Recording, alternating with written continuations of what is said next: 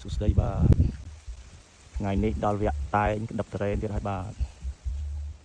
វគ្គតែងដប់ត្រេនមានអាយុ45ថ្ងៃ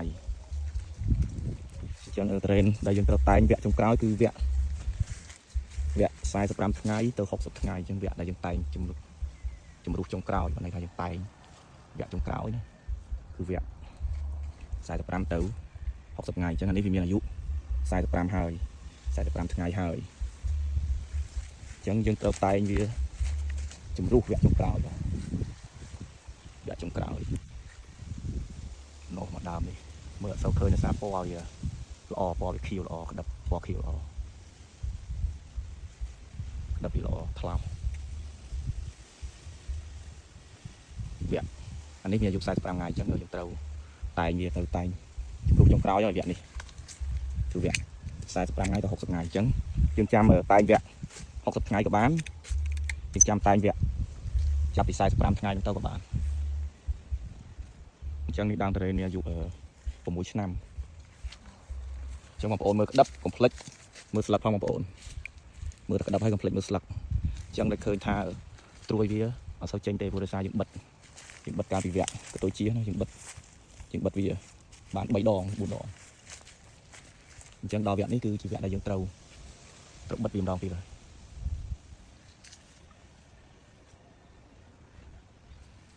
អញ្ចឹងនៅក្នុងចំការខ្ញុំនេះទៅដល់វគ្គ45ថ្ងៃទេទៅដល់វគ្គ45ថ្ងៃទេអញ្ចឹងវាមាន2វគ្គ3វគ្គត្រេនបងប្អូនដោយសារវាមានចេញមុនចេញក្រោយអញ្ចឹងនេះវគ្គ45ថ្ងៃប៉ុនគូនដល់អរគុណបងប្អូនវីដេអូនេះមានតែប៉ុណ្្នឹងទេ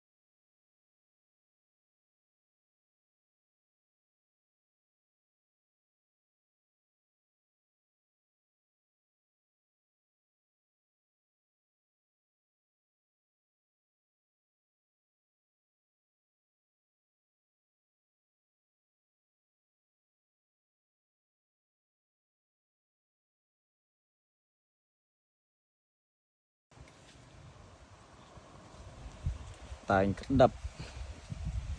45ថ្ងៃគឺយើងតែងវគ្គចុងក្រោយតែង3វគ្គចុងក្រោយអញ្ចឹងក្តាប់ណាដែលអត់ស្អាតគឺយើងចាប់ផ្ដើមតែងចោលព្រោះដល់ពេលនេះគឺដល់វ័យដែលវា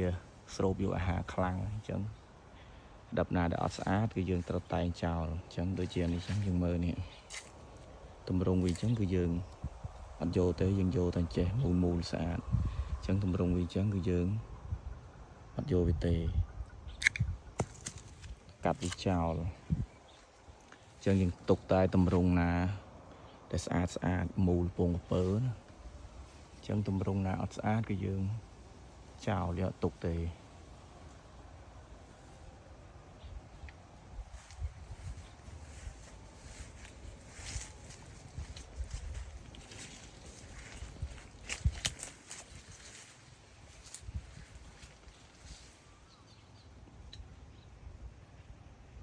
តវគ្គ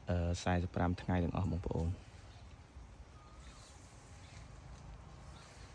មើលចោលសូវឃើញនៅសារចាំងថ្ងៃពេក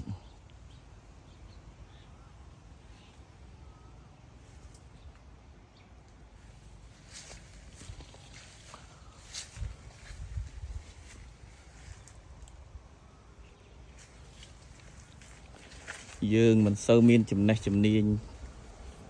ដូចគេទេធ្វើterrainគេមានចំណេះជំនាញយើងមិនសូវមានចំណេះជំនាញនេះវគ្គ នេះសល់ពេលត្រូវភ្លៀងកក់ខែវគ្គ55ថ្ងៃ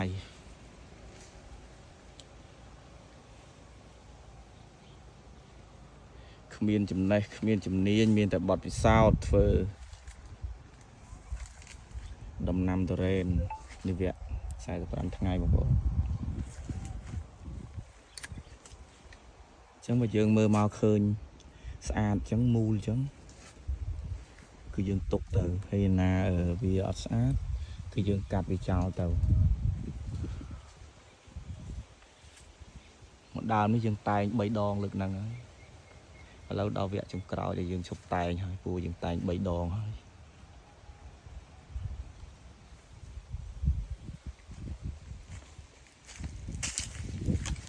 និយាយទៅត្រឡប់ខ្ញុំបងប្អូនគឺខ្ញុំតែងត្រេនតាំងពីវគ្គក្តឹបតូចមកខ្ញុំតែងតែ3ដងទេខ្ញុំតែងវគ្គ20ថ្ងៃនិងវគ្គ35ថ្ងៃនិងវគ្គពី45ថ្ងៃទៅ60ថ្ងៃអញ្ចឹងខ្ញុំតែងតែ3ដងទេត្រេនអញ្ចឹងខ្ញុំតែងតែ3វគ្គបានណាបងប្អូនទេ